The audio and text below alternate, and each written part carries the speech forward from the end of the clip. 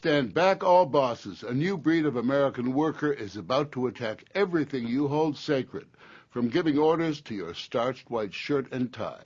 They're called, among other things, millennials. There are about 80 million of them born between 1980 and 1995, and they're rapidly taking over from the baby boomers, who are now pushing 60.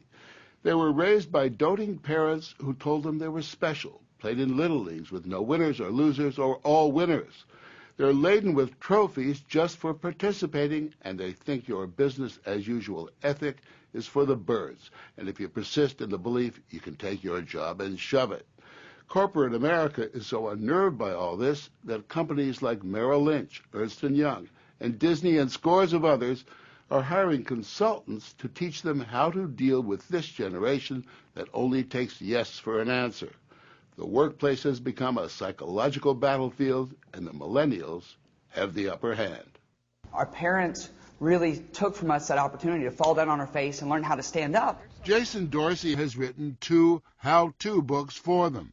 And while he admits his mother picked out his suit for this interview, his generation is not going to make the same mistakes their parents made. We're not going to settle because we saw our parents settle. And we have options that we can keep hopping jobs. No longer is it bad to have 4 jobs on your resume in a year, whereas for our parents or even Gen X, that was terrible. But that's the new reality for us, and we're going to keep adapting and switching and trying new things until we figure out what it is. And figuring it out takes time.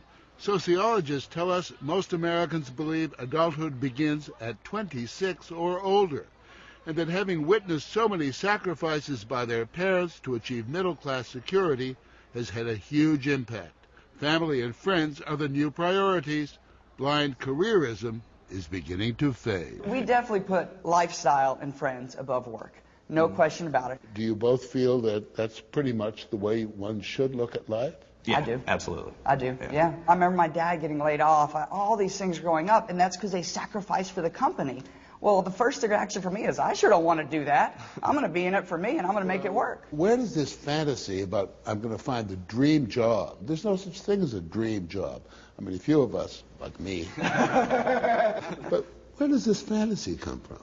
I think we were told when we were little, you can be anything you want. And then they went on and Big told lie, us this. right?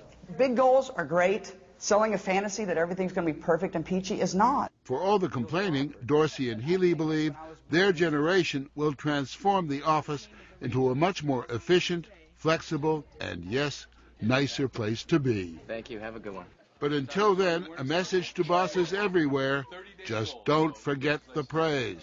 We want to hear it, and truly, we'd love for our parents to know. There's nothing better than Mom getting that letter saying, you know, Ryan did a great job. Here, I just wanted to let you know you raised a fantastic son. Send it to Grandma, too.